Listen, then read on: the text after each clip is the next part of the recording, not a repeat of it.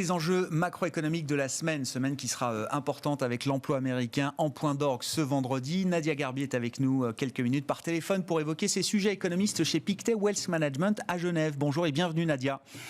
Bonjour. Merci beaucoup d'être avec nous. Peut-être un petit commentaire sur le nouveau set de prévisions de l'OCDE qui a donc révisé à la hausse ses prévisions de croissance pour cette année et l'an prochain. Ça n'est pas une grande surprise au regard du momentum de réouverture des économies développées notamment. On constate toutefois que la chef économiste de l'OCDE, Laurence Boone, est loin de crier victoire. Il y aura beaucoup d'inégalités dans cette reprise et des économies qui vont être encore sous leur tendance pré-Covid, au moins jusqu'à la fin de l'année 2022. Effectivement, c'est pas une surprise et ça reflète vraiment les progrès de la vaccination et le maintien des soutiens massifs des gouvernements et banques centrales. Maintenant, c'est vrai que l'OCDE insiste sur le fait qu'il reste des vents contraires et notamment sur le fait que tant que la grande majorité de la population mondiale ne sera pas vaccinée, on reste tous à la merci de l'émergence de nouveaux variants et on sait que de nouveaux confinements plomberait à nouveau la confiance des ménages et des entreprises. Donc vraiment une reprise qui va rester inégale et qui va dépendre vraiment de l'efficacité des programmes de vaccination et aussi de la composition des économies. On sait que la pandémie a affecté des secteurs plus que d'autres et notamment le secteur du tourisme. Bon, voilà pour la toile de fond, effectivement, qui reste mitigée, même si le momentum macro est quand même très, très positif, très puissant pour des pays comme les États-Unis, bien sûr, mais la zone euro également, qui voit ses chiffres de croissance et perspectives de croissance révisées à la hausse par l'OCDE. Sur les US, justement, Nadia, le grand rendez-vous, ce sera en fin de semaine avec l'emploi américain du mois de mai. C'est le dernier rapport avant la prochaine réunion de la Fed, les 15 et 16 juin prochains, sachant que le rapport du mois d'avril avait été un peu décevant. Alors, dans un contexte d'extrême volatilité statistique, est-ce qu'il y a des grandes attentes là pour les chiffres d'emploi du mois de mai aux États-Unis qui seront publiés ce vendredi ?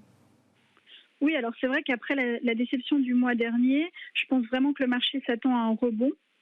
Et cela pourrait tout de même à nouveau mettre un peu de pression sur la Réserve fédérale, notamment une pression de commencer à discuter de la réduction du rythme d'achat. Nous, on s'attend à un signal à Jackson Hole en août, mais ça pourrait venir avant. Ce qui est intéressant, c'est que vraiment, le marché a bien compris le message de la Fed. C'est l'emploi qui compte et c'est pas l'inflation qui compte. En tout cas, l'inflation de court terme. Parce qu'on a eu encore le chiffre de vendredi. Alors, on avait déjà eu une première indication d'inflation aux États-Unis pour le mois de mai avec le CPI. Le PCE a enfoncé le clou encore vendredi, Nadia, mais le marché obligataire ne réagit plus à ces chiffres d'inflation. On est quand même sur des rythmes très élevés, que ce soit en glissement annuel, que ce soit en rythme mensuel, que ce soit l'inflation globale ou l'inflation sous-jacente, on peut regarder de toutes les manières qu'on veut. Il y a beaucoup d'inflation en ce moment, en tout cas pendant cette période de réouverture. C'est vrai, et je pense qu'à mon avis, le marché avait déjà digéré la news du CPI mois d'avril, donc s'attendait déjà à une hausse du PCI. Et on sait aussi qu'il y a certains facteurs qui ont exacerbé la hausse au mois d'avril. Maintenant, c'est vrai que le marché, le message en tout cas de la Réserve fédérale est bien compris par le marché, où le marché a vraiment compris qu'on est dans une phase d'inflation transitoire et qu'on devrait avoir ces facteurs un peu transitoires qui font remonter l'inflation, qui devraient s'atténuer en début de l'année. Je pense qu'on le verra avec le chiffre du mois de mai. Ouais. Bon, effectivement, il y aura aussi une marque d'inflation avant la marque d'inflation du mois de mai. J'ai dit une bêtise, c'était les chiffres du mois d'avril qui ont été publiés. On aura l'inflation du mois de mai avant la réunion de la Banque centrale européenne.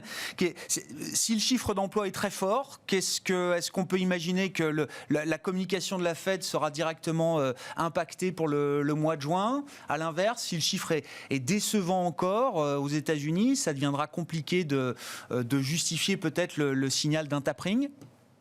Voilà, exactement. Donc, si c'est décevant, je pense vraiment que la Réserve fédérale va appuyer son message de patience et dire qu'il faut encore un soutien important à l'économie. En revanche, si on a une forte surprise à la hausse, c'est peut-être un peu tôt de parler de tapering en juin, mais elle pourrait donner quelques éléments sur le fait que, voilà, à partir peut-être de la deuxième partie d'année, on pourrait envisager. Donc, elle va vraiment, je pense qu'à mon avis, vraiment, ces chiffres seront importants pour la Réserve fédérale et auront tout de même un impact sur le discours du mois de juin. Ouais, On verra la séquence, je vous rappelle, on était autour de 900 000 créations au mois de mars, on attendait un chiffre équivalent au mois d'avril aux États-Unis, on avait eu cette déception avec seulement 266 000 créations d'emplois. Encore une fois, le chiffre sera révisé et on attend, alors le consensus des économistes, j'ai vu, s'est positionné autour de 650 000 créations d'emplois pour le mois de mai avec la publication du rapport mensuel qui aura lieu ce vendredi à 14h30. On verra donc la révision des chiffres précédents qui sera là aussi important et la première estimation pour la dynamique du marché du travail aux États-Unis pour le mois écoulé. Merci beaucoup Nadia. Nadia Garbi qui est avec nous par téléphone depuis la Suisse dans Smart Bourse à la mi-journée, économiste chez Pictet Wealth Management. Voilà pour cette édition de 12h30. On se retrouve ce soir en direct à 18h30 sur Bismart.